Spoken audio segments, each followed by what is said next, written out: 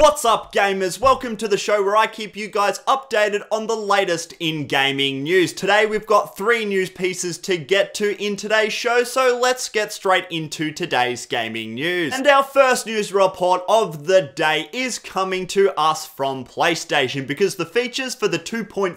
firmware update coming to the PlayStation 4 tomorrow have been released. The update is going to include the suspend/resume feature, which will allow you to jump straight back into the exact point where you left the game when you power on your system, which means we don't have to sit through those horrible loading screens, especially in GTA 5, before we can play again. If we put our consoles into this mode when we turn it off in the middle of a game, it means the next time we turn on our consoles, it's going to load straight back into the exact spot that we left it. It's also going to include backup and restore abilities of your profile from the PlayStation 4, so you'll be able to store things like saved games, screenshots, video clips, and patches and downloads for games on a USB or hard drive. There's a whole bunch of improvements to do with finding friends, and also improvements to trophies, as well as the ability to customize your button assignments on the DualShock wireless controller, which is a really good feature to have, and I sort of hope this does come to the Xbox One as well, because it's especially good for those games like Call of Duty when you need to take your thumb off the joystick to jump, and especially with Advanced Warfare, because that whole game is just really based around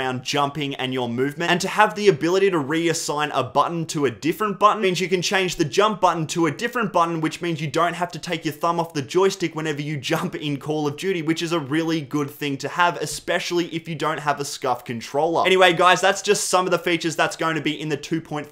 firmware update for the PlayStation 4. You can see the full list of all of the features that are coming to this update linked in the description below. Anyway guys, moving straight on to our next news report of the day, and we're going to the opposite side of the spectrum, because our next news report of the day is about the Xbox One, because we've got some insight on why games on the Xbox One are only running at 900p, and that we should soon be getting games running at 1080p when DirectX 12 is released later this year. The guys over at Gaming Bolt interviewed the head developer over at Starsock Studios, who are working on Ashes of Singularity, which will be one of the first games that will be supporting DirectX 12. He has basically said that the reason the Xbox One is struggling to reach those 1080p resolutions is because the current API, or Applications Programming Interface, for DirectX 11, in which the developers for games on Xbox One have to work with at the moment, is extremely complicated for dealing with Xbox One's ESRAM, which makes it extremely difficult for developers to actually create games for the Xbox One in 1080p. And with the introduction of DirectX 12, they are actually throwing the old API away, and they're bringing in a brand new one, which is going to make it a lot easier for developers to work with,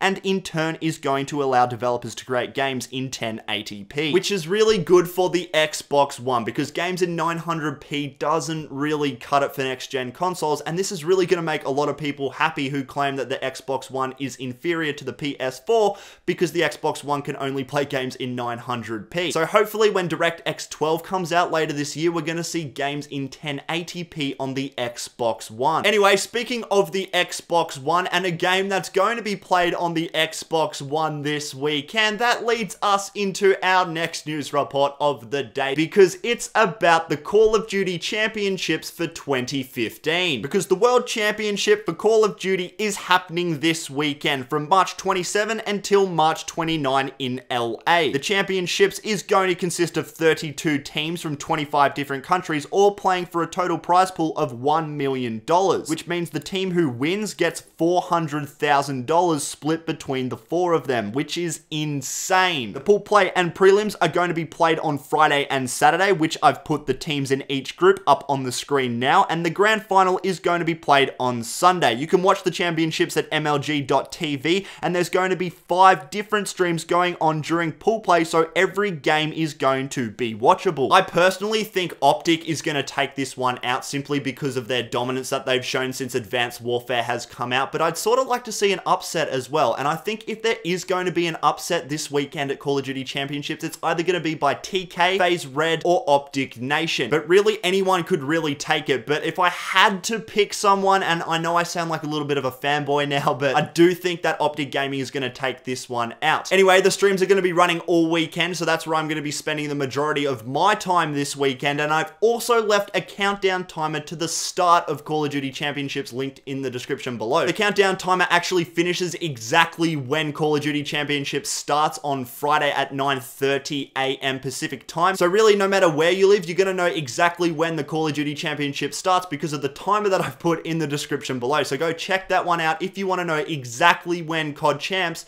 is going to be starting this Friday. Anyway, guys, that's going to be it for today's gaming news. I hope you guys enjoyed the show, and if you did, don't forget to hit the like button as always, and don't forget to follow me on Twitter as well. There's some pretty interesting stuff going down on Twitter when I'm tweeting, so you're not going to want to miss out on that when it's going down. Anyway, guys, thanks for watching, and stay gaming.